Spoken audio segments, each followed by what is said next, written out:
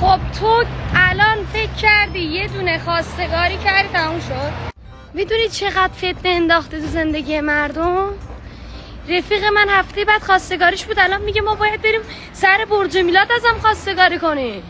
الان تو این کارو کردی، به عواقبش در ایران فکر کردی؟ الان این پسرای ایران چیکار کنن؟ از کجا یه دونه دکل برق بیارن برن بالا از یکی دیگه خواستگاری کنن؟